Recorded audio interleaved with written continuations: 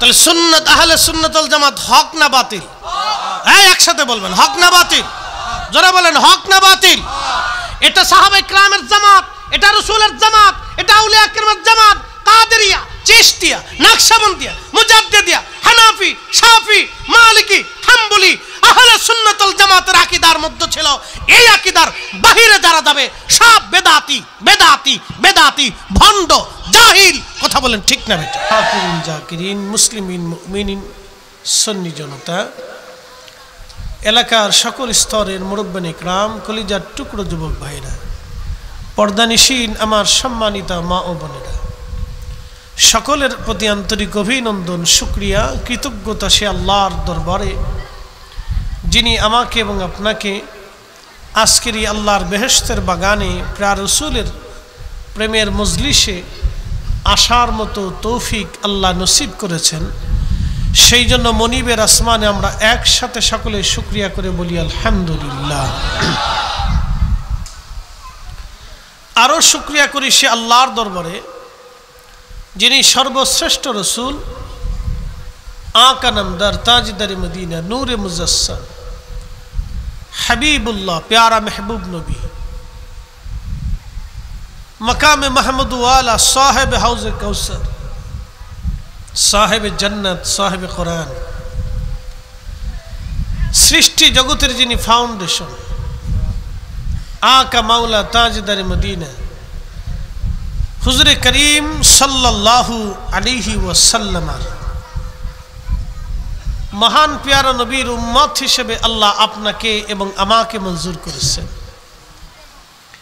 এই নবীর উম্মত হওয়ার মতো যোগ্যতা আমাদের নাই, আল্লাহ দয়া করে বানিয়েছেন। সেই জন্য আল্লাহর আলিশান দরবারে আমরা সকলেই একসাথে শুকরিয়া করে বলি আলহামদুলিল্লাহ।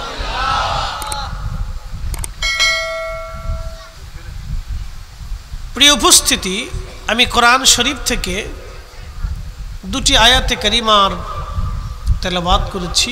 একটা আয়াতের আংশিক করে আপনাদের সামনে উপস্থাপন করেছি। হাজরান মজলিস, সমস্ত নবীদের কালেমা ছিল লা ইলাহা ইল্লাল্লাহু মুহাম্মাদুর রাসূলুল্লাহ সাল্লাল্লাহু আলাইহি ওয়াসাল্লাম। সব নবীদের কালেমা এটা, মনোযোগ দিবেন। কিন্তু প্রত্যেক জমানায় সেই নবীদের উম্মতের কালেমা ছিল, যেমন আদম নবীর উম্মতের কালেমা ছিল লা ইলাহা ইল্লাল্লাহ, আদম সফিউল্লাহ। মুসা আলাইহিস সালাতু ওয়াস সালামের উম্মতের কালেমা ছিল লা ইলাহা ইল্লাল্লাহ, মুসা কালিমুল্লাহ। ঈসা আলাইহিস সালামের উম্মতের কালেমা ছিল লা ইলাহা ইল্লাল্লাহ, ঈসা রুহুল্লাহ।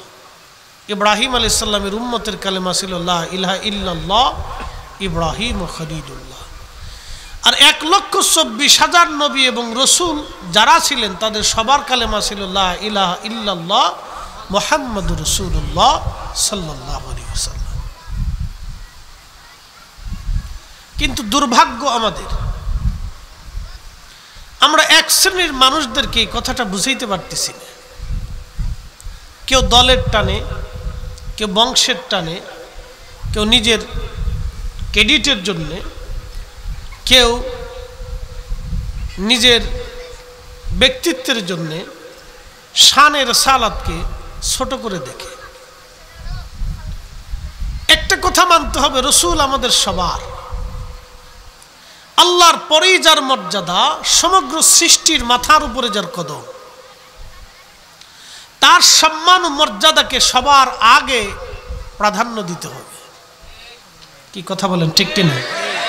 এটা দল দেখে না, বংশ দেখে না, ব্যক্তি দেখে না, শায়েখ দেখে না, মুফতি দেখে না, ইমাম দেখে না, পীর দেখে না, কোনো ব্যক্তি দেখে না। একটু মনোযোগ দিবেন।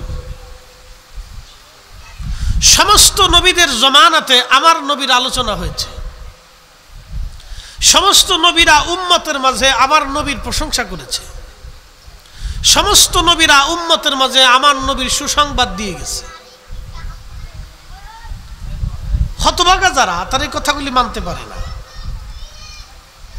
পৃথিবীতে 800 কোটি মানুষ আছে, 200 কোটি মুসলমান। বাদ বাকি 600 কোটি মানুষ আল্লাহকে আল্লাহ বলে স্বীকার করে না। আমাদের বুলন্দ নসিব বিদায় আমরা মুহাম্মদুর রাসূলুল্লাহ সাল্লাল্লাহু আলাইহি সাল্লামের কালেমা আমাদের নসিবে হয়েছে। কথা বলেন ঠিক কিনা? এটা আমাদের বুলন্দ নসিব, আমাদের জীবনের সবচেয়ে বড় দৌলত। অর্থ বলেন, সম্পদ বলেন, বংশ বলেন, কালিন্য বলেন, সাম্রাজ্য বলেন, রাজাধিরাজ, বড় বড় অধিপতিরা আজকে মাটির সাথে মিসমার হয়ে গেছে। পৃথিবীর বড় বড় সাম্রাজ্যরা আজকে হারিয়ে গেছে। উসমানীয় সাম্রাজ্য, ফার্সিয়ান সাম্রাজ্য, রোমান সাম্রাজ্য, ফ্রান্সিস সাম্রাজ্য, হালাকুর সাম্রাজ্য, চেঙ্গিসের সাম্রাজ্য, খাওয়ারিজম সাম্রাজ্য, সেলজুক সাম্রাজ্য, মুঘল সাম্রাজ্য, সালতানাতীয় সাম্রাজ্য, এই ব্রিটিশদের সাম্রাজ্য, পৃথিবীর বড় বড় বড় বড় সাম্রাজ্য, উমাইয়া, আব্বাসীয়, সব ফাতেমীয় পৃথিবীর সাম্রাজ্যগুলি নিশ্চিহ্ন হয়ে গেছে। বলেন আল্লাহর সাম্রাজ্য আছে না নাই? একসাথে বলেন আছে। আল্লাহ কোরআনের এক আয়াতে এইভাবে ওয়াজ করেন, আলাম নাশরাহ লাকা সাদরাকা ওয়া ওয়াদানা আনকা বিসরাকাল্লাযী আনকাদা যাহরাকা ওয়া রাফা'না লাকা যিকরাক। অ্যাটেনশন, আলাম নাশরাহ লাকা সাদরাক। আমার হাবিব, আপনার সাদরকে কি আমি উন্মুক্ত করে দিই নেই, প্রশস্ত করি নেই? এ সদর বলতে এই বুক বুঝাই নেই, ভিতরেরটা বোঝানো হয়েছে। ইয়া রাসূলুল্লাহ, আপনার সদরকে কি আমি উন্মুক্ত করি নেই? আলাম নাশরাহ লাকা সাদরাক, আমি কি আপনার সদরকে উন্মুক্ত করি নাই? আপনার কালবকে কি আমি খুলে দেই নাই?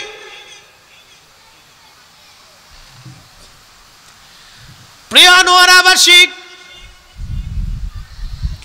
এই জন্য হাবিবে কিবরিয়া রাসূল করিম সাল্লাল্লাহু আলাইহি ওয়াসাল্লাম আমার প্যারা নবী এক জায়গায় বসে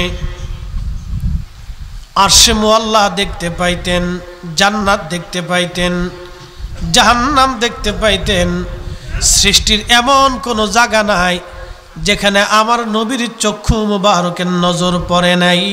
একবার জোরে বলা যাবে কি আল্লাহু আকবার। আলাম নাশরাহ লাকা সাদরাক, নবীজি আমি আপনার বক্ষকে সম্প্রসারণ করে দিয়েছি, আপনার সিনাটাকে উন্মুক্ত করে দিয়েছি। সহিহ বুখারীর কিতাবুস সালাত বাবু সালাতুল কুসুবের ভিতরে হাদিসে কারিম আসছে, আল্লাহর নবী সালাতুল কুসুবের নামাজ আদায় দাঁড়ায় গেলেন। সূর্যগ্রহণের নামাজে নবীজি দাঁড়ায় গেলেন, সূর্যগ্রহণের নামাজ। আল্লাহর হাবিব সূরা ফাতিহার সাথে সূরা বাকারা দিলেন, এরপরে দ্বিতীয় রাকাতে সূরা আল ইমরান দিলেন। লম্বা রুকু করলেন, লম্বা সেজদা করলেন। লম্বা রুকু লম্বা সেজদা দেওয়ার পরে আল্লাহর নবী রাহমাতুল লিল আলামিন নামাজ শেষ করার পরে নবীজি জায়নামাজ মুসল্লায় দাঁড়ায় গেলেন। মুসল্লায় দাঁড়ায়া আমার নবীজি আসমান জগতে হাত বাড়াই দিলেন। হঠাৎ করে হাত সরিয়ে নিয়ে আসছেন।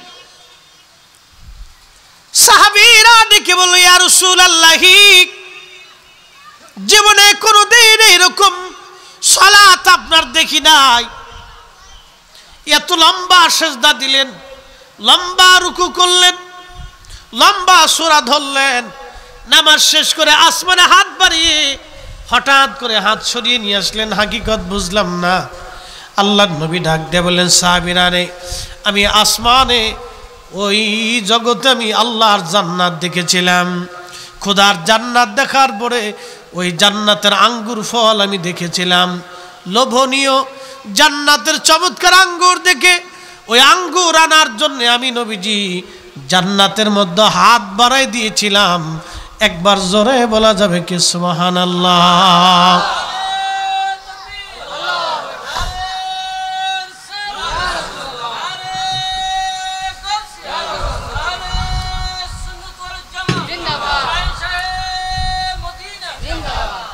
অ্যাটেনশন। আমাদের নবী মদিনায় হাত বাড়াইলেন জান্নাতে, নবী মদিনায় হাত বাড়াইলেন জান্নাতে। জান্নাতে থেকে, মদিনাতে থেকে যেই নবী জান্নাতে হাত বাড়াইতে পারে মদিনাতে থেকে, সেই নবীজি আজকের মাহফিলে তাওয়াজ্জুর হাত বাড়াই দিতে পারে কি পারে না? মদিনায় থেকে যেই নবীজি জান্নাতের আঙ্গুর ফল দেখে, সেই নবীজি মদিনার থেকে আজকের মাহফিল দেখার ক্ষমতা রাখে কি রাখে না? এখন যারা মানে না তাদেরকে মানাবেন কেমনে? যারা বুঝে না তাদের বুঝাবেন কেমনে? ইশকে রাসূল দলিল দেয়া হয় না, ইশকে রাসূল হৃদয় থেকে মেনে নিতে হয়। ঈমান আকীদা এত দলিল দেয়া হয় না, বিশ্বাস অন্তর থেকে উদ্গরিত হয়। এই জন্য আল্লাহ বলেন আলাম নাশরাহ লাকা সাদরাক। হুজুর, আমি কি আপনার সাদরকে উন্মুক্ত করে দেই নাই? নবী মদিনায় হাত বাড়াইলেন জান্নাতে। সাহাবীরা রে, আমি জান্নাত থেকে যদি আঙ্গুর ফল আনতাম, ওই আঙ্গুর কিয়ামত পর্যন্ত মদিনার মানুষ খেয়ে শেষ করতে পারত না, কারণ জান্নাতের আঙ্গুর কখনো শেষ হবে না। জান্নাতের আঙ্গুর কখনো শেষ হবে না। প্রিয় নবী মদিনায় দাঁড়িয়ে সদর থেকে আল্লাহ এমন ভাবে উন্মুক্ত করে দিয়েছিলেন, খোদার জান্নাতের ভিতরে জান্নাতের আঙ্গুর কেমন থাকে সেটাও আমার নবীজির দৃষ্টিগোচর হয়। এবং এমন পাওয়ার আল্লাহ দিয়েছিলেন, মদিনার থেকে খোদার জান্নাতের আঙ্গুর আনার জন্য হাত বাড়ায় দেন। আরো জোরে, আরো জোরে, আরো জোরে চিৎকার মেরে জোরে বলেন ইয়া রাসূলুল্লাহ। এই জন্য কাজী নজরুল কত চমৎকার লিখেছেন, আমি যদি আরব হতাম মদিনারি পথ,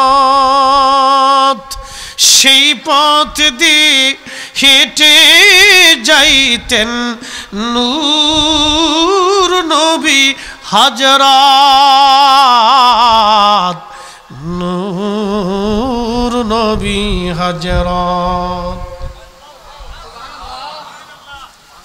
এক বাতিল শাইখুল হাদিস মাদ্রাসায় পড়ায়, নামে ডক্টর, এ গুস্তাখে রসুল বলতেছে ওয়া জাদাকা দাল্লান ফাহাদা, নবীজি নবুয়ত পাওয়ার আগে হেদায়েতের উপরে ছিলেন না।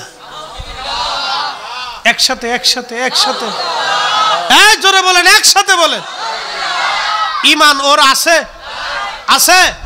একসাথে বলেন আছে। আমি দলিল দেব পরে, আগে কয়েকটা প্রশ্ন করি এই কথার উপরে। কোরআনের আয়াত দিয়ে অপব্যাখ্যা করে, নিজের মন গড়া ব্যাখ্যা করে, নিজের মন গড়া অর্থ করে আমার নবীর 40 বছর কোরআন নাজিল হওয়ার আগে এই 40 বছরের জীবনটাকে যারা হেদায়েত শূন্য মনে করে নবী গুমরাহির মধ্যে ছিল 40 বছর, যারা মনে করে থাকে, বিশ্বাস করে থাকে, আল্লাহর কসম করে বলি এই সব কয়টাই ইহুদিদের জারর সন্তান। এই কথা বলেন ঠিক কিনা? হাত উঁচা করে বলেন ঠিক কিনা? সব কয়টা ইহুদির জারর সন্তান। ও নিজের ঈমান নষ্ট, ওর মুরিদ, ওর ভক্ত, অনুরক্ত যাহা আছে সব কয়টার ঈমান নষ্ট হবে, কথা বিশ্বাস করলেন। প্রশ্ন করে জবাব দিবেন। আল্লাহর নবী জন্ম পৃথিবীতে দস্যিবানার পর থেকে কুরআন নাজিল হওয়ার আগ পর্যন্ত আমার নবী জীবনে একটা মিথ্যা কথা বলেছে? হ্যাঁ হ্যাঁ জোরে বলেন, জোরে বলেন। একটা বারের জন্য কোনো প্রতিমা, পাথর, গাছ, মাছ কোনো কিছুর সামনে মাথা নত করেছে? একটা বারের জন্য কোনো নারীর দিকে কুনজরে একটা মুহূর্তের জন্য ভুলেও তাকাইছে?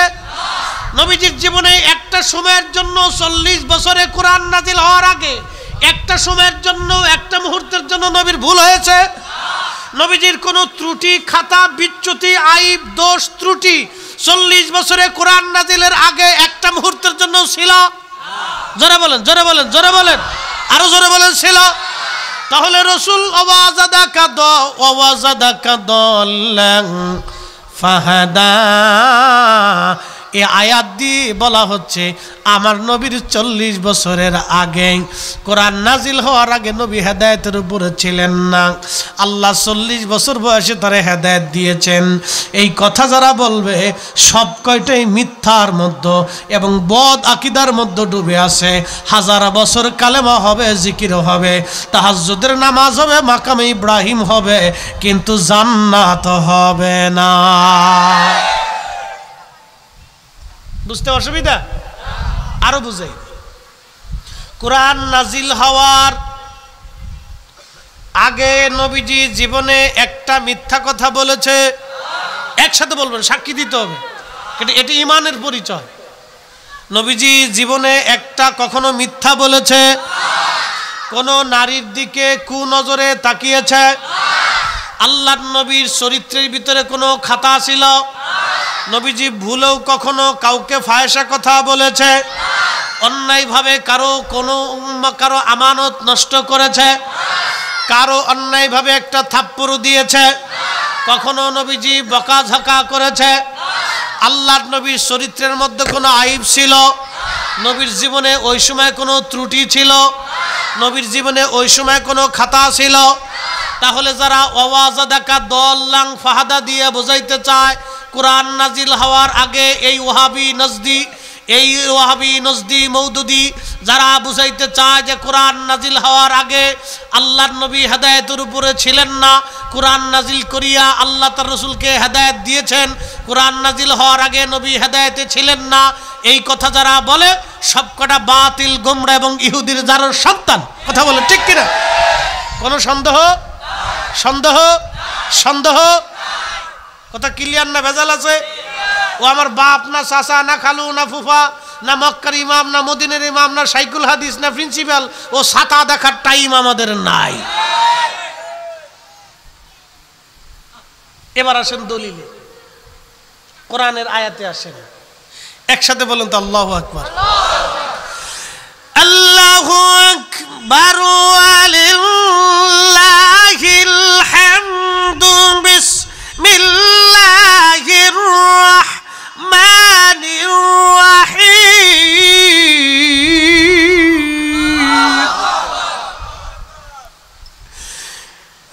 ইয়া আইয়ুহান নাবিয়্যু ইন্না আরসালনাকা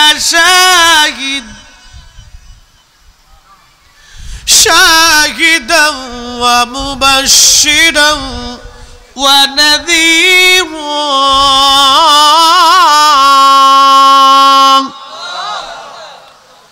ওয়া দাঈয়ান ইলাল্লাহি বিইজনিহি ওয়া সিরাজাম মুনীরা। আল্লাহ আয়াতে বললেন, হুজুর আমি আপনাকে পাঠিয়েছি। কি করছি? পাঠিয়েছি সর্বপ্রথম শাহিদ বানাইয়া, সাক্ষী বানাইয়া, ওয়া দাঈয়ান ইলাল্লাহি শাহিদাও ওয়া মুবাশশিরাও, 2 নম্বর মুবাশশির বানাইয়া, সুসংবাদকারী বানাইয়া, ওয়া নাযীরা, 3 নম্বর আমি আপনাকে পাঠাইলাম ভীতি প্রদর্শনকারী হিসেবে, 4 নম্বর ওয়া দাঈয়ান ইলাল্লাহি, আপনি আল্লাহর দিকে মানুষদেরকে ডাকবেন, 5 নম্বর ওয়া দাঈয়ান ইলাল্লাহি, এরপরে ওয়া বিইজনিহি ইলাল্লাহি বিইজনিহি ওয়া সিরাজাম মুনীরা, আপনি সিরাজাম মুনীর, উজ্জ্বল প্রদীপওয়ালা। এখন আপনাদেরকে প্রশ্ন করি, 40 বছরের আগে নবী উজ্জ্বল প্রদীপ ছিলেন না, 40 বছরের পরে উজ্জ্বল প্রদীপ হলেন, এই কথা কি কোরআনে লেখা আছে? নবী 40 বছর আগেও সিরাজাম মুনীরা, 40 বছরের পরেও সিরাজাম মুনীরা। কথা কন না কেন? কোরআন আল্লাহ বললেন, মান ইউতির রাসূলা ফাকাদ আতা আল্লাহ, হাবিব আপনি বলে দেন, আপনাকে মানলে আল্লাহ মানা হয়ে যায়, আপনাকে মানলে আল্লাহ মানা হয়ে যায়, আপনার ইত্তেবা হলে আমি আল্লাহর ইত্তেবা হয়ে যায়। তাহলে বলেন এই কথাটা কি? আল্লাহ বলেছেন কি এখানে 40 বছর আগে মানা যাবে না, 40 বছরের পরে মানা লাগবে? হ্যাঁ, 40 বছরের আগেও মানতে হবে। এই জন্য আমার নবীজি ছিলেন আইব মুক্ত, ত্রুটি মুক্ত, খাতা মুক্ত। আমার নবী কখনো হেদায়েত শূন্য ছিলেন না, আল্লাহ কর্তৃক নিয়ন্ত্রিত ছিলেন। কথা কোন ঠিক কিনা? কে কর্তৃক নিয়ন্ত্রিত? আল্লাহ কর্তৃক। কিন্তু এই মওদুদির গোষ্ঠী ওয়াজাদাকা দাল্লান ফাহাদা, এই নজদির জাত এই আয়াতের অপব্যাখ্যা করে আমার রাসূলের ভুল ধারা ধরতে চায়। সব কয়টাই গুস্তাখের রাসূল, দুশমনের রাসূল। কথা বলেন ঠিক না? আমরা যখন বলি তখন আমরা হয়ে যাই মাজার পূজারি, ফির পূজারি, শিরিকি, বেদাতি। তখন আমরা যত বেদাতি, শিরিকি, মাজার পূজারি, ফির পূজারি, আমরা সব ভণ্ড হয়ে গেছি, আর ওরা সব শুদ্ধ হয়ে গেছে। রোহিঙ্গা এসে আমরা রে কয় তোরা এই দেশ থেকে বের হয়ে যা, এ দেশ আমাদের। বুঝতে পারছেন? এই দশা হয়েছে আমাদের। তাই উদর ফিন্টি বুদর ঘরে চুরি করছে একজন, সাফাইছে আরেকজনের ঘরের উপরে। বুঝতে কি কোনো অসুবিধা হয়? একসাথে বলি তো আল্লাহু আকবার। কোরআন থেকে আরো বলতেছি, আল্লাহর কোরআনে আল্লাহ বলতেছেন, কামা আরসালনা ফীকুম রাসূলাম মিনকুম ইয়াতলু আলাইকুম আয়াতিনা ওয়া ইউযাক্কিকুম ওয়া ইউআল্লিমুকুমুল কিতাবা ওয়াল হিকমাতা ওয়া ইউআল্লিমুকুম মা লাম তাকুনু তা'লামুন। অ্যাটেনশন, আমার দিকে তাকান। এটা কত বড় ঈমান বিধ্বংসী কথা, আল্লাহর কোরআনের বিপরীত। আল্লাহ ডাক দিয়ে বলতেছে, কামা আরসালনা ফীকুম রাসূলাম, হুজুর আমি আপনাকে তাদের মধ্যে পাঠিয়েছি রাসূল করিয়া। এজন্য রাসূল করিয়া পাঠাইলাম। মিনকুম রাসূলাম মিনকুম ইয়াতলু আলাইকুম আয়াতিনা। ও নবী আমার, আপনি আমার আয়াত সমূহ তেলাওয়াত করে করে আপনি উম্মতকে শোনাবেন, উম্মতকে শিখাবেন, জানাবেন। আমি আল্লাহর আয়াতের দুইটা দিক আছে, আমার দিকে তাকান। কোরআনের দুইটা দিক আছে, একটা দিকের নাম এলমে জাহের, আর একটা দিকের নাম এলমে বাতেন। এলমে জাহের শিখার জন্য জামিয়া আহমদিয়া সুন্নিয়া মাদ্রাসায় গেলে এলমে জাহের শিখা যায়। শাহেনশাহে সিরিকুটের কাছে গেলে এলমে বাতেন শিখা যায়। এলমে জাহের শিখার জন্য জামিয়া আহমদিয়া গেলে এলমে জাহের জানা যায়, আর হুজুর গাউসে মাইজ ভান্ডারির কাছে গেলে এলমে বাতেন জানা যায়। এলমে জাহের শিখার জন্য ওই যে মিশর আল আজহার বিশ্ববিদ্যালয় গেলে এলমে জাহের জানা যায়। আর হুজুর মুজাদ্দিদ আল ফেসানি, খাজা বাহাউদ্দিন নাশবন বুখারী, খাজা মাইনুদ্দিন চিস আজমেরি সিঞ্জেরি, হুজুর গাউসে পাক মহিউদ্দিন আব্দুল কাদের জিলানীর বারগাহে গেলে, সিলসিলায় গেলে এলমে বাতেন শিখা যায়। কথা বলেন ঠিক কিনা? কোরআনের কয়টা দিক? কামা আরসালনা ফীকুম রাসূলাম মিনকুম ইয়াতলু আলাইকুম আয়াতিনা। আজকে জুমার রজনী ভালো করে বুঝে যাবেন। কোরআনে আল্লাহ বলতেছে, হুজুর আপনি উম্মতকে আয়াতসমূহ তেলাওয়াত করে শোনাবেন, এরও বাহ্যিক রূপও জানাবেন, আভ্যন্তরীণটাও জানাবেন। এখন প্রশ্ন করি, জবাব দিবেন। আলিফ লাম মিম, আলিফ লাম রা, ইয়াসিন, তোহা কাফ হা ইয়া আইন সাদ নুন। আজ পর্যন্ত অর্থ কেউ করে দিতে পারছে? কিয়ামত পর্যন্ত কেউ করে দিতে পারবে? এর সাংকেতিক শব্দগুলি আল্লাহ জানতেন, নবী জানতেন, মাঝখানে জিব্রাইলও জানতেন না। একসাথে বলবেন কিনা আল্লাহু আকবার। জিব্রাইল এসে বলল, হুজুর আপনি পড়েন কাফ। নবী বলেন আলিমতু, ইয়া আলিমতু, সাত আলিমতু, ইয়া আইন আলিমতু। আল্লাহর নবীকে জিব্রাইল ডাকতে বলতেছে, হুজুর কাইফা আলিমতু ওয়াল আলাম, আপনি কি করে জানেন অথচ আমি জানি না? নবী বলেন, জিব্রাইল আমি নবী, শুধু আল্লাহ বলেছে যাও জিব্রাইল বলে দাও আলিফ লাম মিম।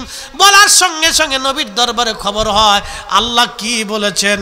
আল্লাহ যাহা বলেছেন তাহা নবী জানে, আল্লাহ যাহা বললেন তা নবী জানে। এর হাকিকত জিব্রাইলও জানে না, মিকাইলও জানে না, ইসরাফিলও জানে না, আজরাইলও জানে না, কোনো ফেরেশতা জানে না, কোনো মানব জানে না, জিন জানে না, ফেরেশতা জানে না, সৃষ্টির কেউ জানে না। আল্লাহ জানে, নবী জানে, আল্লাহ জানে, নবী জানে।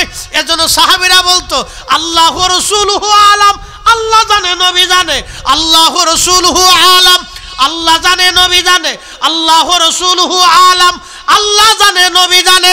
অথচ নবীর 40 বছরের আগের বিষয়টাকে যারা বলবে নবী কোরআন নাজিল হওয়ার আগে হেদায়েতের মধ্যে ছিল না, সব কাটে ইহুদির দালাল। কোনো সন্দেহ? কথা বোঝা যাইতেছে? কাজী নজরুলের জন্য চমৎকার লিখেছিলেন, আল্লাহকে যে পাইতে চায় কষ্ট হয়, বোঝা যায়? আল্লাহকে যে পাইতে চায় হযরতকে ভালোবেসে, আরশ কুরসি লৌহ কলম না চাহিতেই পেয়েছে সে। হয় না, হয় না? আরো জোরে বলে। মগজ করা রুহে ইমা জানে দিন, হাসতে হবে রহমাতুল লিল আলামিন। মগজ করা রুহে ইমা জানে দিন, হাসতে হবে রহমাতুল লিল আলামিন। কোরআনের মগজ বলো, ঈমানের রূহ বলো, ধর্মের প্রাণ বলো, সবকিছুর মৌলিক নবীর ভালোবাসা। নবীর ইশক যেখানে নাই কোরআনের তাফসীর সেখানে নাই, নবীর ইশক যেখানে নাই ঈমান সেখানে নাই, নবীর ইশক যেখানে নাই ধর্ম সেখানে নাই, নবীর প্রেম যেখানে নাই দ্বীন সেখানে নাই, নবীর ভালোবাসা যেখানে নাই ঈমান সেখানে নাই, নবীর ইশক মোহাব্বত যেখানে নাই কোরআনের তাফসীর সেখানে নাই। কোরআনের মগজ, ঈমানের রূহ, ধর্মের প্রাণ আমার নবীর ভালোবাসার মধ্যে নিহিত থাকে। ইশকে রাসূল যারা মানে না, ইশকে রাসূল যারা মানে না, ইশকে রাসূল যারা মানে না, সে মুসলমান হতে পারে নাই, মুসলমান হতে পারে নাই। এরপর আল্লাহ বলেন, কামা আরসালনা ফীকুম রাসূলাম মিনকুম ইয়াতলু আলাইকুম আয়াতিনা। আমার আয়াতসমূহ হাবিব আপনি দুইটা দিকে উম্মতকে জানাবেন, ওয়ায়ুযাক্কিকুম ওয়ায়ুআল্লিমুকুমুল কিতাবা ওয়াল হিকমাতা ওয়ায়ুআল্লিমুকুম মা লাম তাকুনু তা'লামুন।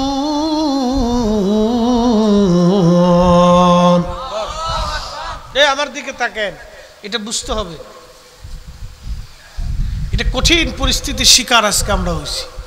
আপনি কল্পনা করতে পারবেন যে একজন শাইখুল হাদিস মাদ্রাসায় পড়ায়, নামের আগে ডক্টর, তামিরুল মিল্লাতের মতো একটা বিদ্যাপীঠের একজন মুহাদ্দিস, সে তাফসীর করতেছে। রাসূল করিম 40 বছরের আগে হেদায়েত শূন্য ছিলেন। হায় হায়, লা হাওলা ওয়ালা কুওয়াতা ইল্লা বিল্লাহ। এই মাদ্রাসার শিক্ষকে যদি এটা ছাত্রদেরকে শেখায়, না শিক্ষকের ঈমান আছে না ছাত্রের ঈমান আছে।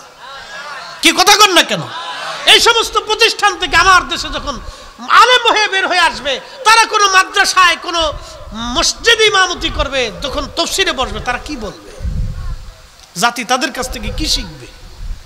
মুসলিম তাদের কাছ থেকে ইমানের কি শিখবে? যে রাসূলের ইমান মানে না। কল্পনা করতে পারছেন আপনি কত বড় ইমান বিধ্বংসী কথা, নাফরমানি কথা, কত বড় রাসূল কারীমের সাথে বেয়াদবি! এটা আপনি ভাবলে অবাক হয়ে যেত। আল্লাহ কোরআনে বলতেছেন ওয়ায়ুযাক্কিকুম, হুজুর আপনি উম্মতকে পবিত্র বানাবেন। একসাথে বলবেন আল্লাহু আকবার।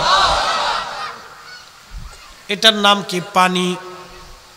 এটার নাম কি? এখন এই পানি দিয়ে অজু করলে অজু হবে কিনা? জোরে বলেন। এখন এই পানির মধ্যে যদি 2 ফোঁটা পেশাব দিয়ে দেই, কারণ পানি নিজেই নাপাক হয়ে গেছে, সে অন্যকে আর পাক করতে পারবে না। কি কথা কোন ঠিক কিনা? এই পানিটা আমাকে পবিত্র করতে হলে এই পানিকে নিজেকে আগে পবিত্র থাকতে হবে, ঠিক কিনা? যখন এই পানির মধ্যে 1 ফোঁটা পেশাব চলে গেল, তখন এই পানি আর পানির জায়গা নাই, পানি নাপাক হয়ে গেল।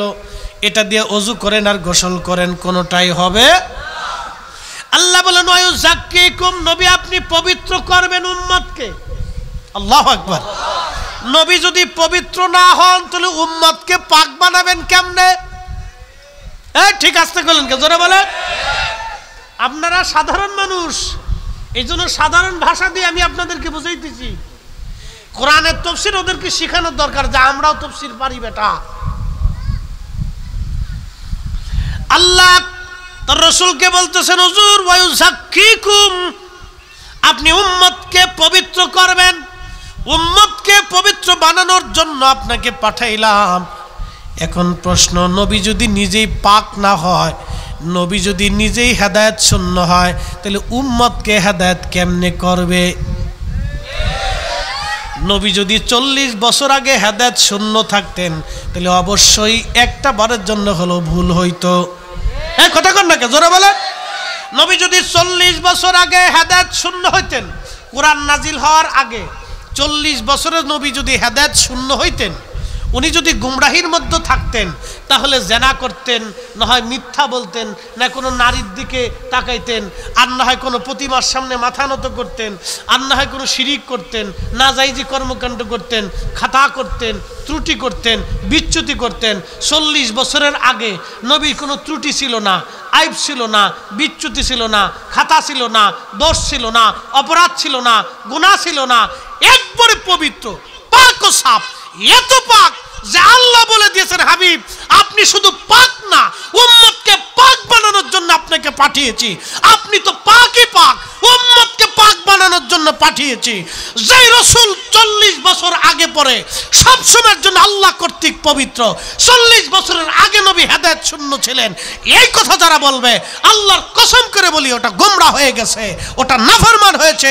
নতুন করে ওকে তওবা করে মুসলমান হতে হবে।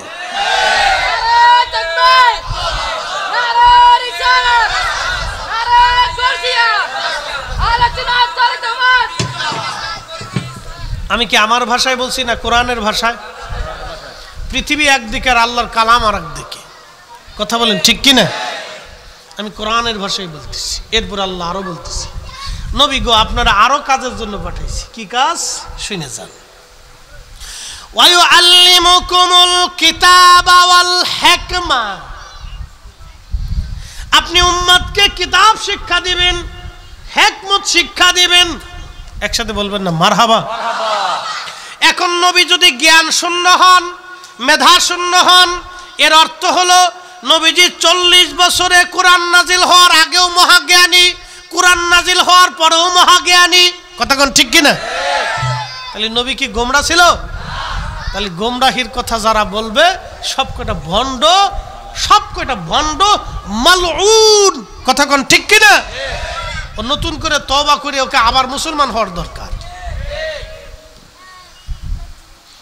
আল্লাহর কোরআন বলতেছে হুজুর ওয়ায়ুআল্লিমুকুমুল কিতাবা ওয়াল হিকমাতা ওয়ায়ুআল্লিমুকুম মা লাম তাকুনু তা'লামুন। আপনি উম্মতকে এমন কিছু শিক্ষা দিবেন যাহা তারা আগে জানতো না। এখানে উম্মতের কথা বলা হয়েছে, অর্থাৎ আমরা জানতাম না কিন্তু নবী জানতেন। চিৎকার মেরে জোরে বলেন মারহাবা।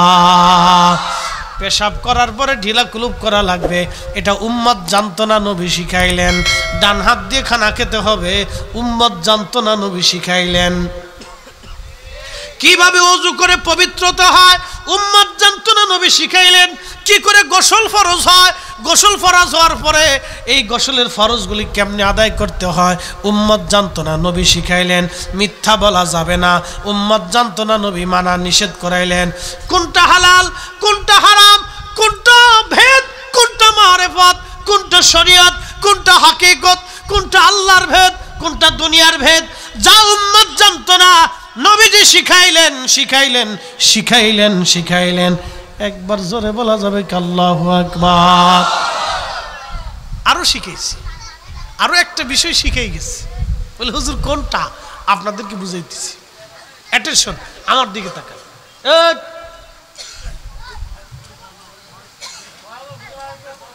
বিরাট বড় মুসল্লি রে, তোরা যদি ওয়াজ করস তাহলে আমি আর দরকারটা কি? তোরা এই জায়গায় সব কটা এসে ওয়াজ কর না, এটা ফাঁকা ফাঁকা বসে দেন, ফাঁকা ফাঁকা। একজনরে ভারতে দেন, আরেকজনরে তুরস্কে দেন, আরেকজনরে রাশিয়া পাঠান, আরেকজনরে আমেরিকা দিয়ে দেন। এটা বঙ্গোপসাগরের পাশে আর একটা পদ্মা নদীর পাড়ে দিয়ে দেন, বাস ফাঁকে ফাঁকে দিয়ে দেন। না মুসল্লি এগুলো রাখা লাগবে তো, কারণ ওরা আজকে শুনবে কালকে শুনবে, ওরা শুনতে শুনতে একদিন ওরাই মাহফিল দিবে, আমরা কবরে চলে যাব। আর তিফলু রিজালুল মুস্তাকবিল, আজকের শিশু আগামীর ভবিষ্যৎ, ওদের শিখার দরকার। সুন্নিয়ত টিকাইতে হলে আমাদের পরবর্তী প্রজন্মকে সুন্নিয়ত ঈমান আকীদা শিখাই যেতে হবে, ঠিক কি না? আমাদের সন্তানদেরকে দর্শের পর দর্শ দিয়ে যেতে হবে, নাহলে আপনি নিজেও জানেন না আপনার ছেলে ওহাবি হয়ে গেছে, নজদি হয়ে গেছে। প্রিয় উপস্থিতি, খুবই মনোযোগ দিয়ে শুনে যাবেন।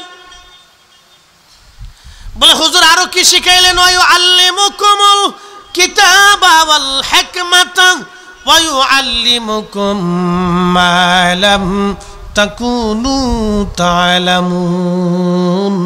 নবী গো, আপনি উম্মতকে তাহা শিখাবেন যাহা উম্মত জানতো না। শরীয়তের সব কিছু নবীজি পুঙ্খানুপুঙ্খভাবে শিখিয়ে গেলেন। অ্যাটেনশন, আমার দিকে তাকাবেন।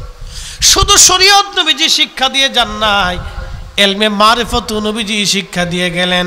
বলবেন হুজুর সেটা কেমন? আমি আপনাদেরকে বুঝাই দিয়ে যাই। আল্লামা ইমাম আবুল ফারাজ ইবনুল জৌজি 900 বছর আগে একটা কিতাব লিখলেন, কিতাবের নাম উয়ুনুল হিকায়াত। এই কিতাবের মধ্যে একটা ঘটনা লিখেছেন। হযরত ওমর রাদিয়াল্লাহু আনহুর জামানাতে মিশর দখল হলো।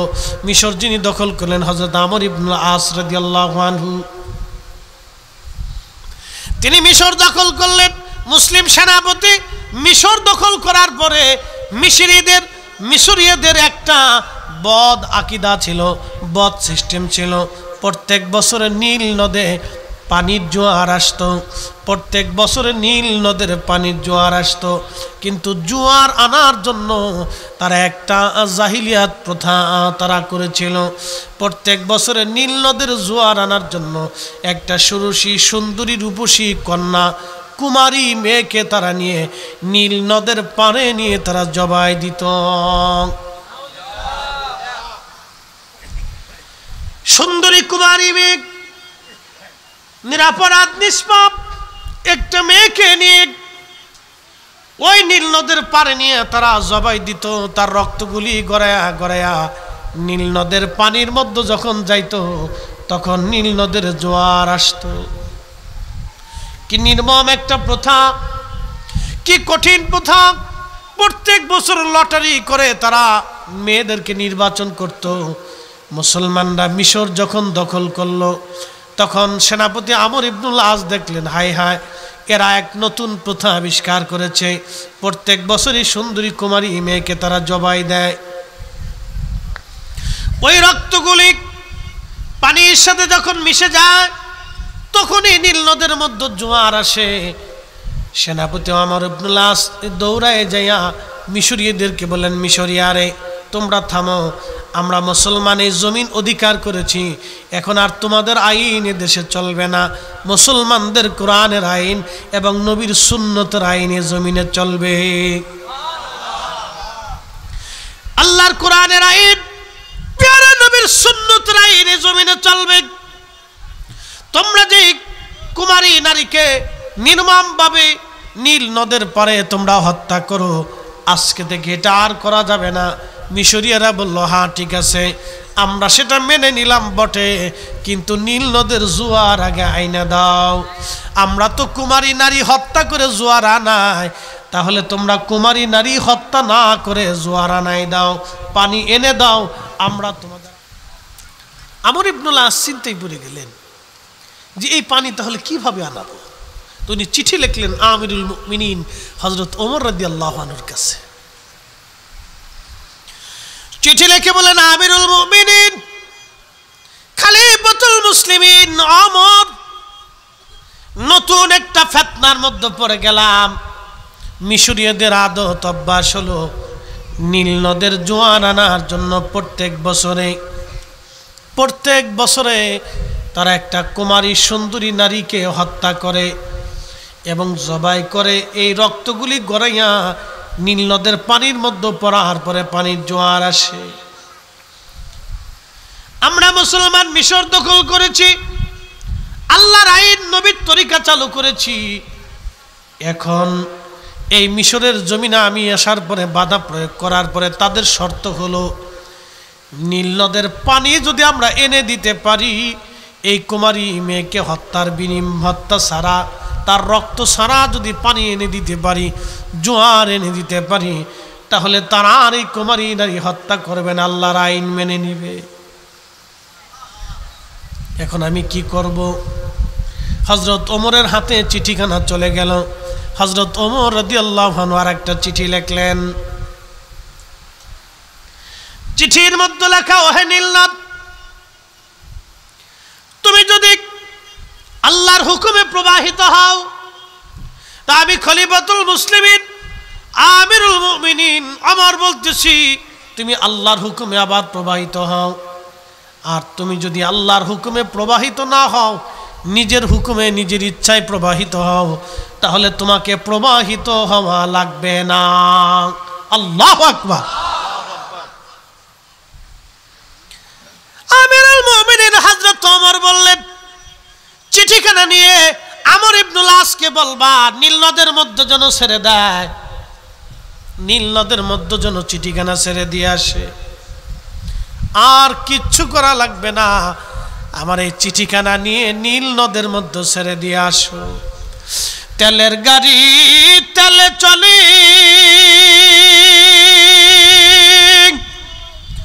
হাওয়ার গাড়ি হাওয়ায় উড়ে, বিনা তেলে চালায় গাড়ি নবী সুলাইমান। আমরা সেই মুসলমান, আমরা সেই মুসলমান, ঠিক কিনা? এই যে নীল নদের মধ্যে চিঠি লিখে ছেড়ে দিলেন, ওয়ায়ুআল্লিমুকুমুল কিতাবা ওয়াল হিকমাতা ওয়ায়ুআল্লিমুকুম মা লাম তাকুনু আলামুন। কালেমা পড়ার আগে ওমরের 4 পয়সাও দাম ছিল না, কালেমা পড়ার পরে ওমরের দাম হয়ে গেল। নবীর গোলামি করার পরে ওমরের দাম হয়ে গেল। নবীর গোলামির আগে ওমরের 4 পয়সাও দাম ছিল না, ঠিক কিনা? নবীর গোলামির আগে ওমরের 4 পয়সাও দাম নাই। নবীর গোলামির পরে ওমরের এত দাম, শুধু মানুষ না, জিন না, মাখলুক না, পৃথিবীর সব কিছু ওমরের কথা মেনে চলে। নদীর পানি নীল নদ পর্যন্ত ওমরের আইন মানে। একসাথে বলবেন আল্লাহু আকবার। হুজুর আপনি উম্মতকে তাহা শিখাবেন উম্মত যাহা জানতো না। উম্মত এলমে শরীয়ত জানতো না, এলমে হাকিকত জানতো না। হযরত ওমর এমন এলমে হাকিকত জানলেন যে চিঠি লিখে পাঠাইলেন নীল নদে। সেনাপতি আমর ইবনুল আস চিঠিখানা নিয়ে তিনি নীল নদের মধ্যে ছেড়ে দিয়ে আসলেন। আল্লাহু আকবার। আজ 1400 বছর পার হয়, একটা দিনের জন্য দ্বিতীয়বার কোনো নারীর জীবন দিতে হয় নাই। ওই যে জোয়ার আসলো, প্রত্যেক বছর এমনিতেই জোয়ার এসে যায়, নতুন করে জোয়ার আনার জন্য ঢোল করে পিটানো লাগে না। একবার জোরে বলা যাবে কি আল্লাহু আকবার? না না হয় না, আরো জোরে বলেন আল্লাহু আকবার। নতুন করে জোয়ার আনার জন্য কোনো নারী হত্যা করা লাগে না, রক্ত দেওয়া লাগে না, নতুন করে আর কাউকে বলা লাগে না। একবার ওমর বলে দিয়েছে, নবীর গোলামি যখন ওমর করেছে তখন ভিন্ন ওমর হলো। নবীর গোলামির আগে ওমরের ভিন্নতা ছিল একরকম, নবীর গোলামির পরে হযরত ওমরের ভিন্নতা হয়ে গেল ভিন্ন রকম। ওমর হয়ে গেল ভিন্ন রকম, নবীর গোলামির আগে ওমর ছিল একরকম, নবীর গোলামির পরে ওমর হয়ে গেল ভিন্ন রকম। এই জন্য আল্লাহ বলেন, হাবিব আপনি উম্মতকে তাহা শিখাবেন যাহা উম্মত জানতো না। আপনি সেই বিদ্যা উম্মতকে শিখায় আসবেন। আরো জোরে বলেন। চিন্তা করেন, আমার রাসূল করিমের শান যদি আমরা কোরআন থেকে বলি তো সারা রাত্র শেষ হয়ে যাবে। কথাখান ঠিক কিনা? আচ্ছা এখন প্রশ্ন করি, জবাব দিবেন। আর একটা প্রশ্ন আছে, জবাব দিয়ে যাবেন। ওয়ামা আরসালনাকা ইল্লা রাহমাতাল লিল আলামিন।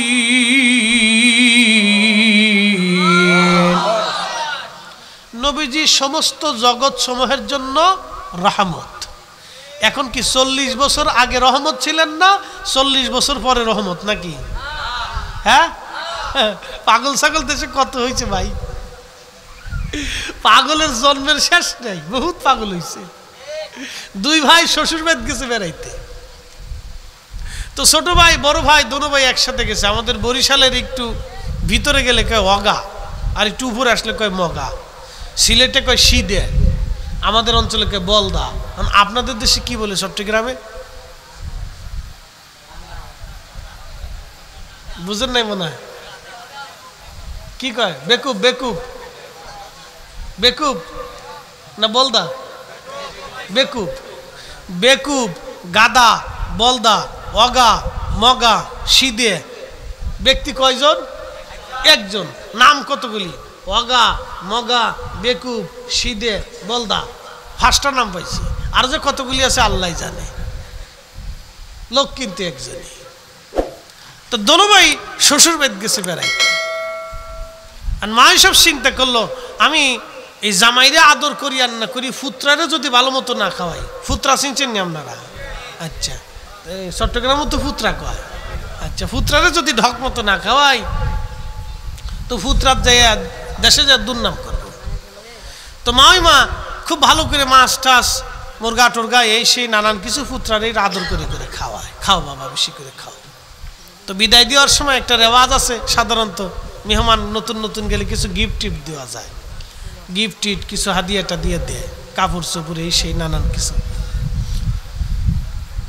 তো মা সব চিন্তা করলো, আমরা গরিব মানুষ, কিছু দিতে পারবো না। তো এক শিশি আতর দিয়ে ফুতরার হাতে দিয়ে বলতেছে, বাজি আমরা গরিব মানুষ, তোমার তাও সব বিদেশ থাকতো, কিছু আনতে টানতে পারি নাই, কিন্তু কিছু আতর আনছিলাম, তো এই আতরের মোটকাটা তুমি নেও। তো এই বলদা হেতে জীবনে আতরের মোটকা কোনোদিন দেখে নাই। হেতা করছে কি, আতর দ্বারে লইয়া মোটকাটারে খুইলে সুন্দর করে হাতের মধ্যে ঢাইলে মধুর মতো সাইডে খাওয়া ধরছে।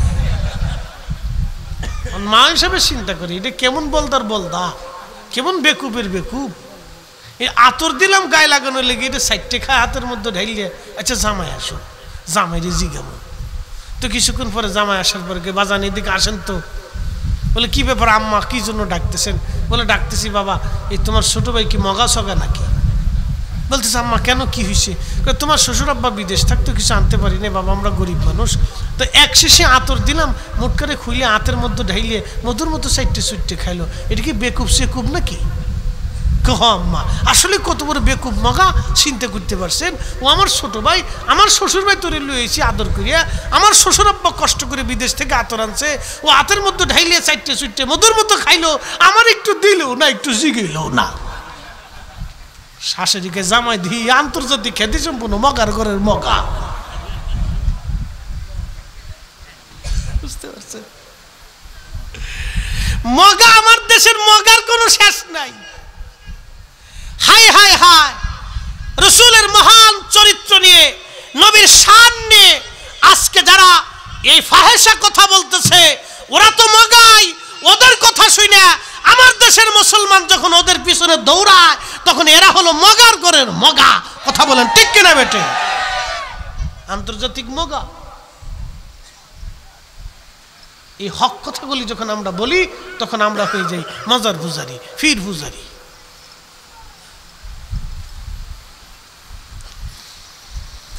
চট্টগ্রামবাসী, আনোয়ার আর মুসলমান, আমার নবীজি উম্মতকে এমন বিদ্যা শিখিয়ে দিয়ে গেলেন, তিনি তো মহাজ্ঞানের অধিকারী, মহাজ্ঞানী, শুধু জ্ঞানী না, মহাজ্ঞানী।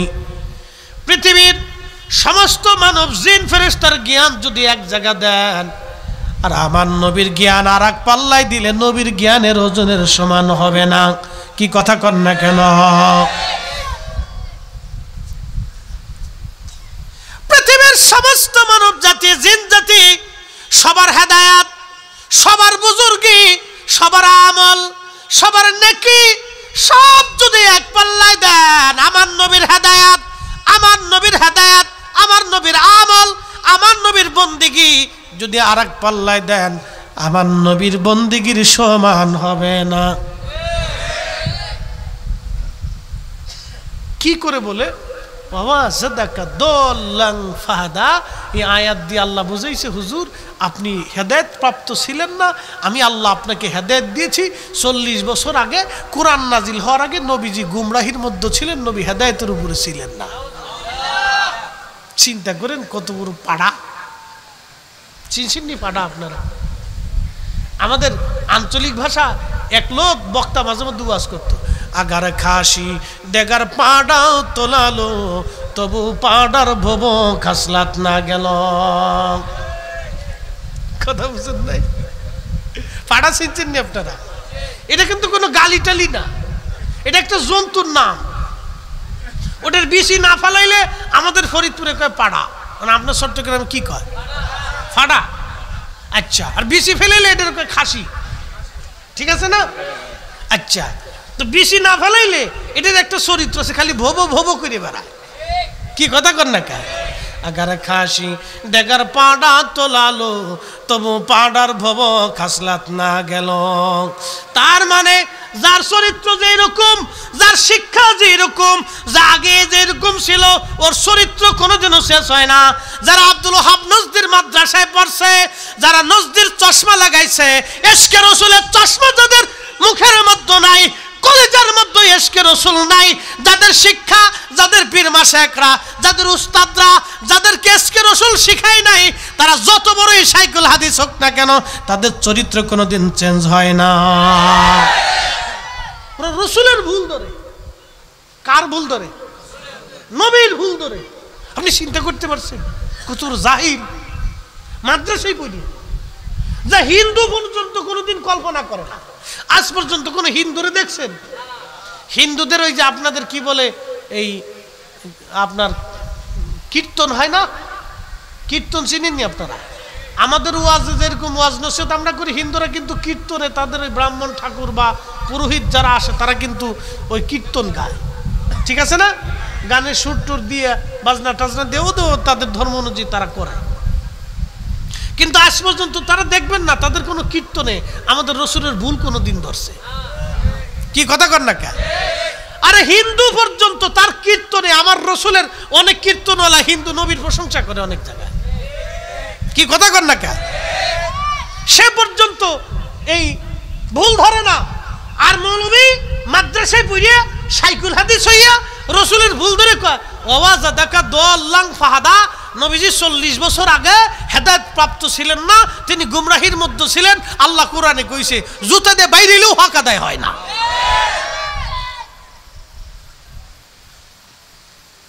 লা হাওলা ওয়ালা কুওয়াতা ইল্লা বিল্লাহিল আলিয়্যিল আযীম। মুসলমানের ঈমানকে কিভাবে চুষে চুষে নিয়ে যাচ্ছে বাপ। আজ কঠিন পরিস্থিতির শিকার আমরা হয়ে গেছি।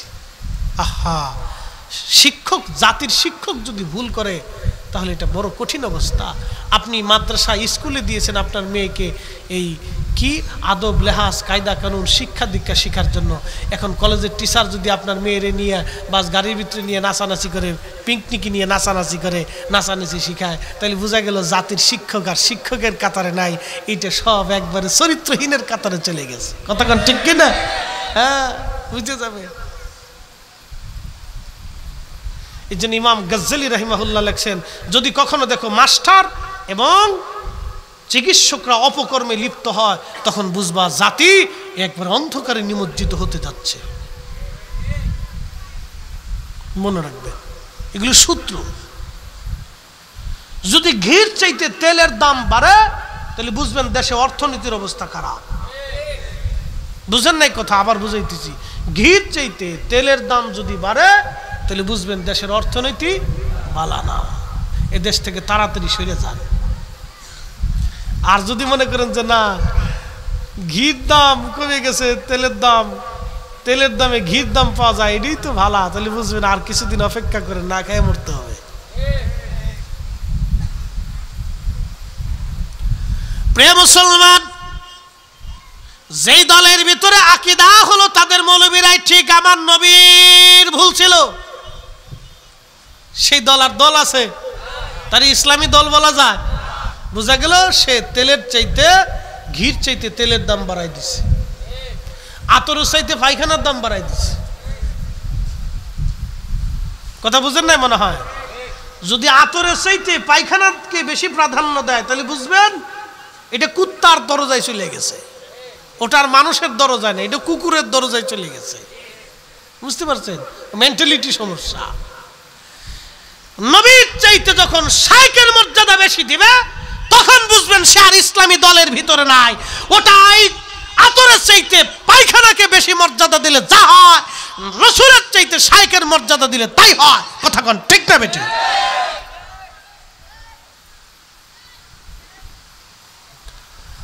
প্রিয় চট্টগ্রামবাসী, আল্লাহর নবী উম্মতকে আরো কি শিখাইলেন আমি আপনাদের সামনে প্রকাশ করতেছি, মনোযোগ দেন। বিশ্ববিখ্যাত ইমাম আবু ইদ্রিস আশ-শাফিঈ রাহিমাহুল্লাহ অনেক বড় ইমাম ছিলেন। তিনি অনেক বড়, শুধু ইমাম না, অনেক বড় জাহিদ ছিলেন, অনেক বড় আল্লাহর ওলি ছিলেন। তৎকালীন জমানা পৃথিবীর দুইটা বিশ্ববিখ্যাত সাম্রাজ্য, একটা সাম্রাজ্যের নাম আব্বাসীয় সাম্রাজ্য, আর একটা সাম্রাজ্যের নাম রোম সাম্রাজ্য।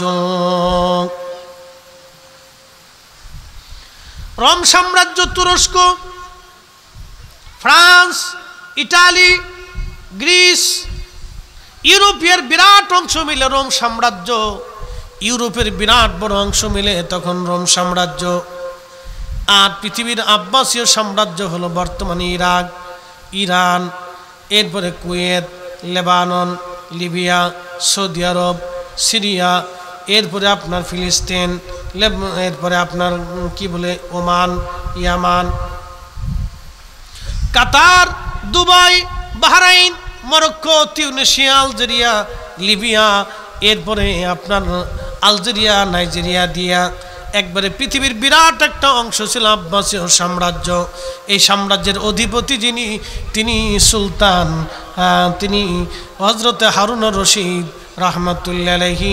আব্বাসীয় সাম্রাজ্যের খলিফা হারুনুর রশিদ রহমাতুল্লাহ আলাইহি অনেক বুজুর্গ খলিফা ছিলেন। ওনার স্ত্রী জুবাইদা অনেক বড় পরহেজগার, সতী সাধবী, তাহাজ্জুদ গুজারি, নামাজি বেডি ছিলেন। রোম সাম্রাজ্য থেকে আব্বাসীয় সাম্রাজ্যে খলিফা হারুনুর রশিদ রাহমাতুল্লাহ আলাইহির দরবারে চিঠি আসছে। রোম রাজা তিনি চিঠি লিখছেন, নহে মুসলমান সাম্রাজ্যের অধিপতি খলিফা হারুনুর রশিদ, তোমাদের মুসলমানদের ভিতরে তোমাদের মুসলমানদের সাথে আমরা একটা বহসে বিতর্কে এক জায়গায় আমরা বসতে চাই। বলে বিতর্কটা কি? বিতর্কটা হলো তোমরা মুসলমানরা বিশ্বাস করো ঈসা আলাইহিস সালাম আল্লাহর নবী ছিল, আর আমরা খ্রিস্টানরা বিশ্বাস করি ঈসা আলাইহিস সালাম আল্লাহর বেটা ছিল, ছেলে ছিল।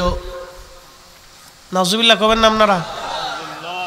খ্রিস্টানরা কিন্তু আল্লাহতে বিশ্বাসী, তারা কিন্তু বলে আল্লাহ আছে, স্রষ্টা আছে, কিন্তু আল্লাহর ছেলে আছে, আল্লাহর বউ আছে।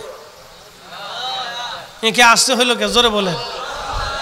যিনি সৃষ্টি করে তার বউ দরকার, ফুলাফান দরকার। কি পাগলের দেশে বাস করি চিন্তা করে।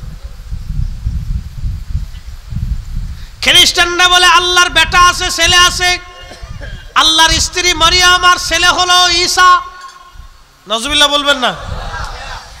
রোম সাম্রাজ্য থেকে চিঠি আসলো, খলিফা হারুনুর রশিদ তোমাদের মুবাহিজদেরকে তোমরা একত্রিত করো। আমি রোম দেশ থেকে আমার বড় বড় জ্ঞানী গুণী পণ্ডিত তর্কবিদদেরকে পাঠাই দিলাম, যুক্তিবাদীদেরকে পাঠাই দিলাম, তোমার দেশে বহস করবে যাইয়া। বহস আমার রোম দেশে হবে না, মুসলমানদের ইরাকের বাগদাদে বহস হবে।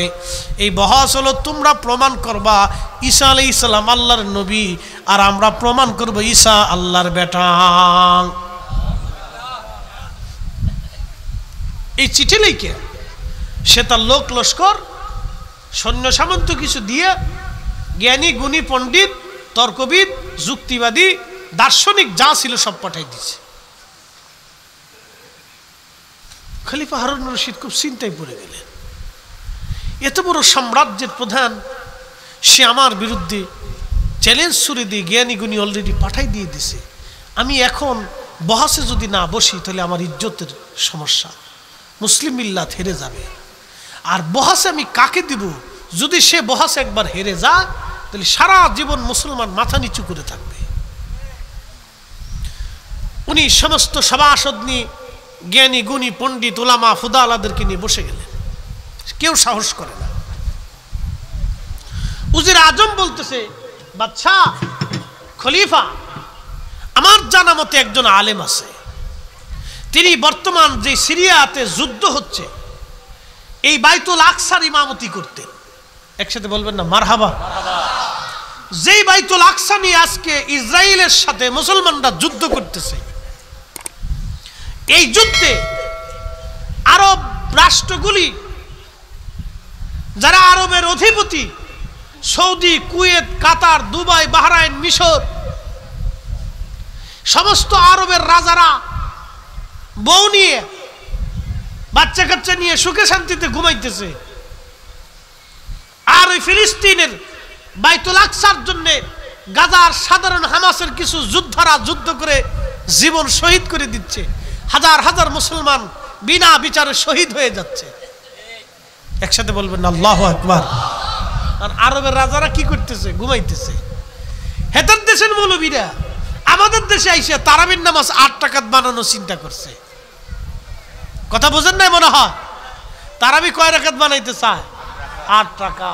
হেতার দেশের মৌলবীরা আমাদের দেশে এসে তারাবি 8 টাকাত বানানো চিন্তা করতেছে। হেতার দেশের মৌলবীরা আমরা দেশে আইসে তারাবির নামাজ 8 টাকাত বানানোর চেষ্টা করতেছে। ইতিমধ্যে আমাদের দেশে উপস্থিত হয়েছে ওয়ালা আলি সাইয়্যিদিনা, ভালো আছে লানা সালাতুন ইয়া রাসূলুল্লাহ আলাইকুম সালামুন ইয়া হাবিব। আহা জোরে বলেন সালাতুন ইয়া রাসূলুল্লাহ আলাইকুম সালামুন ইয়া। খলিফা হারুনুর রশিদ খুবই চিন্তিত। সভাসদদের ভিতরে উজির আজম ডাক দিয়ে বললেন, খলিফা, বাইতুল আকসাতে ফিলিস্তিনের জমিনে একজন আলেম আছে, তার নাম ইমাম আবু ইদ্রিস আশ-শাফিঈ, অনেক বড় আলেম। অনেক বড় আবেদ, অনেক বড় আল্লাহর ওলি, অনেক বড় মুহাদ্দিস। ওনাকে মুবাহিসের প্রধান দায়িত্ব দিয়ে দেন। রোম সাম্রাজ্য থেকে আসা বিরাট বড় বড় পণ্ডিত, তর্কবিদ, দার্শনিক, তাদের সাথে উনি বহাস করবে। খলিফা বললেন, দ্রুত গতিতে হুজুরের জন্য চিঠি লেখো। চিঠি লিখলেন। চিঠিখানা দ্রুত গতিতে ফিলিস্তিনে পৌঁছাও বাগদাদ থেকে। সুদূর বাগদাদ থেকে ফিলিস্তিন বহু দূরের রাস্তা।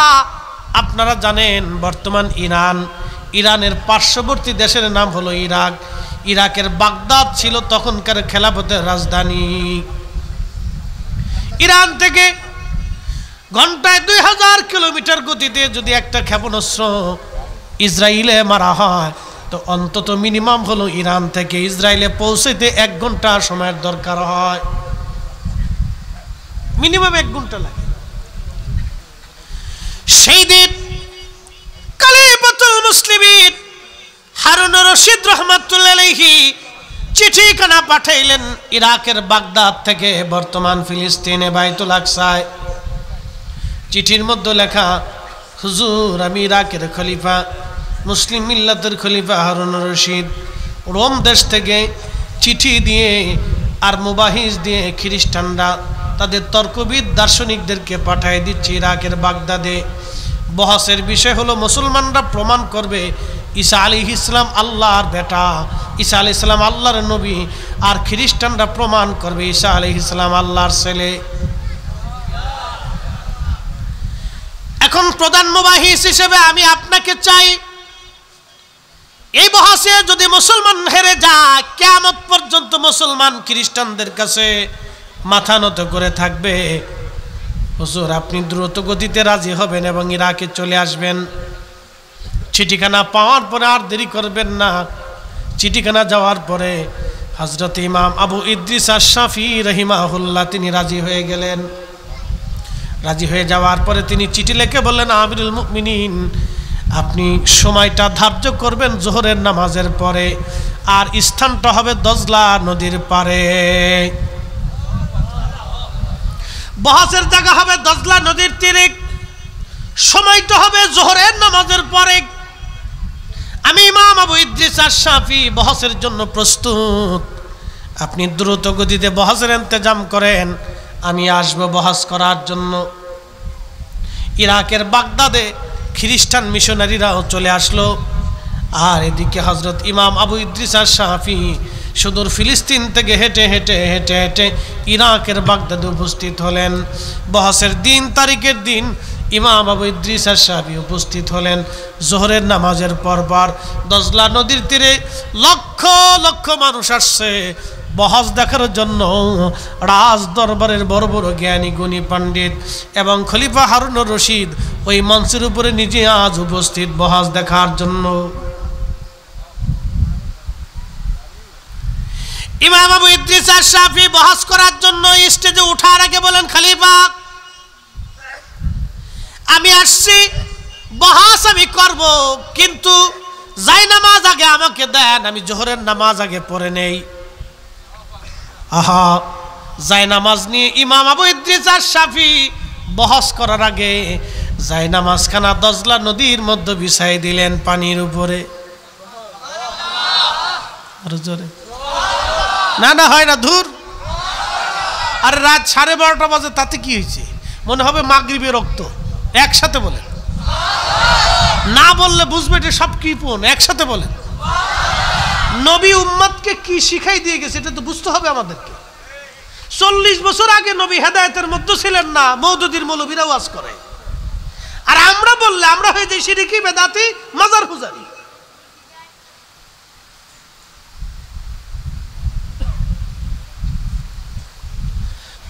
বছর আগে নবী হেদায়েতে ছিলেন না। সি সি সি, এটা মুসলমানের ভাষা হতে পারে?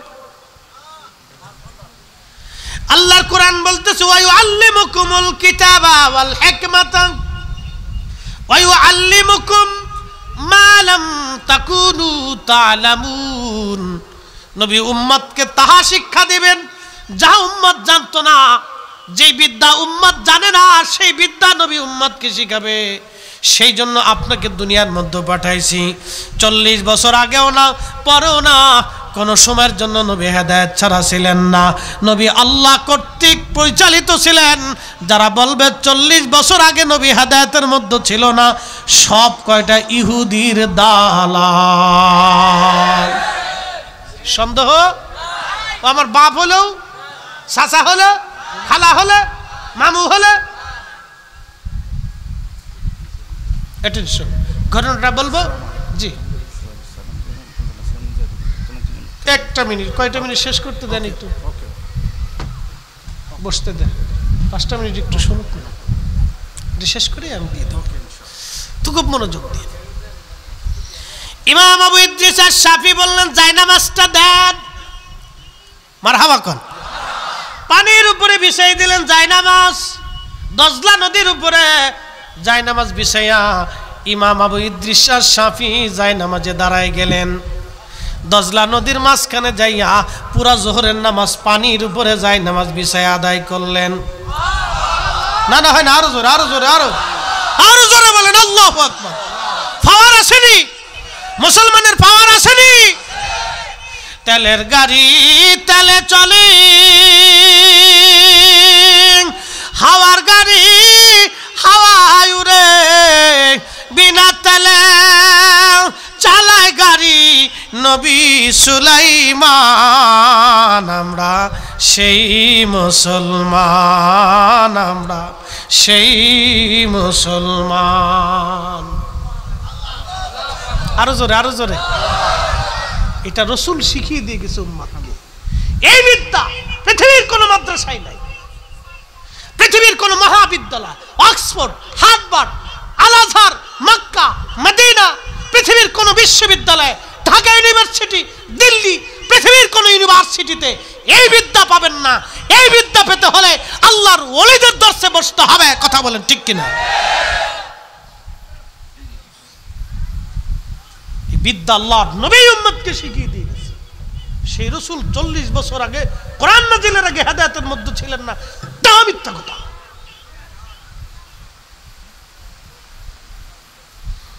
প্রিয় মুসলমান, ওয়াজ আমার একবারে শেষ।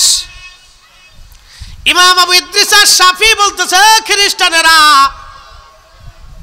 তোমরা কারা আমার সাথে বহস করবা?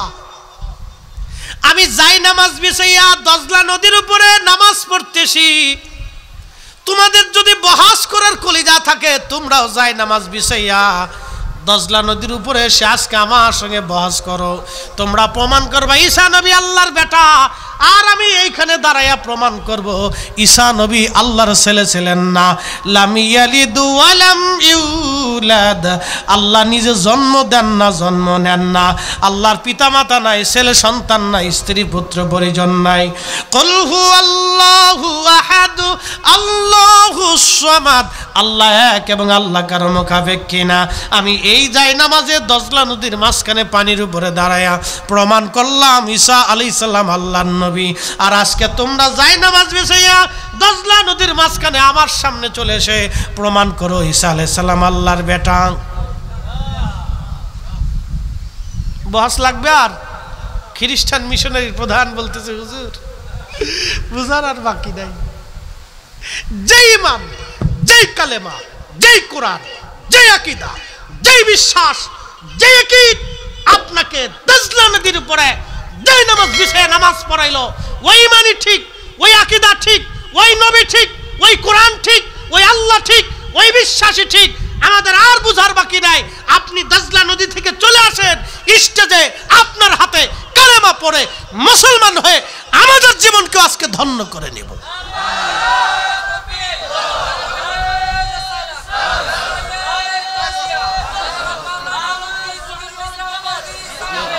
তাহলে সুন্নাত, আহলে সুন্নাত ওয়াল জামাত হক না বাতিল? হ্যাঁ, একসাথে বলবেন, হক না বাতিল? যারা বলেন হক না বাতিল।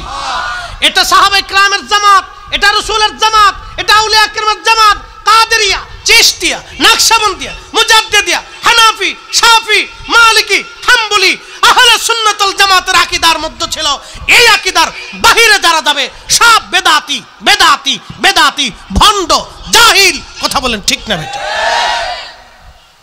ওয়াজ শেষ। বুঝলে বুঝপাতা, নাইলে তেজপাতা। মেহমানরা আসছে, কথা বলবে, দোয়া দিবে, এরপর আমরা মিলাদ শরীফ পড়বো, আপনাদেরকে নিয়ে দোয়া করব। আল্লাহ আমাদের বুঝার তৌফিক দিক, বলে না আমি। এতক্ষণ যা বললাম, শ্রোতা বক্তা সবাইকে এর উপরে দায়েম কায়েম থাকার তৌফিক নসিব করুন, বলে না আমি। দাও।